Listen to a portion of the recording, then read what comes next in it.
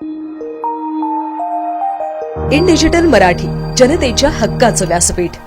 बदलापूर मुरबाड मतदारसंघात आज आमदार किसन कथोरे यांच्या वतीने रथसप्तमीचे औचित्य साधून सामूहिक सूर्यनमस्कार कार्यक्रमाचे आयोजन करण्यात आले होते। यावेळी अनेक विद्यार्थ्यांनी सूर्यनमस्कार घातले। यामध्ये 117 महाविद्यालय आणि 250 शाळेतील विद्यार्थी सहभागी झाले होते।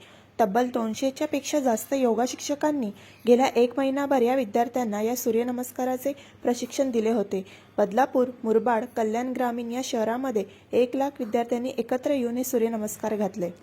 देशाचे पंतप्रधान आदरणीय मोदी साहेब यांच्या स्वप्नातला भारत घडवणं हे खऱ्या अर्थाने विचार रथसप्तमीचं औचित्य साधून सूर्यनमस्कारांनी सुरुवात करून माझ्या मतदारसंघामध्ये, मुरबाड मतदारसंघामध्ये आपण हा कार्यक्रम आयोजित केला आहे। यामध्ये मुंबई विद्यापीठ, आमचे डॉक्टर कुकरेजा यांनी खूप मोठ्या प्रमाणात मेहनत करून आज हे संपूर्ण जवळजवळ 250 शिक्षक, काही ऑनलाईन, अशा 117 कॉलेजेस, 250च्या वर शाळा असतील।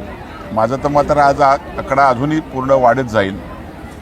जवळजवळ 1 लाखापेक्षा अधिक विद्यार्थी आणि नागरिकांनी त्याच्यामध्ये सहभाग घेतलेला आहे आणि खऱ्या अर्थाने ही सुरुवात एक चांगल्या प्रकारची होते आणि चांगल्या प्रकारचं सूर्यनमस्काराची सुरुवात आज केल्यामुळं वर्ष हे चांगलं जाईल असे मला विश्वास वाटतो।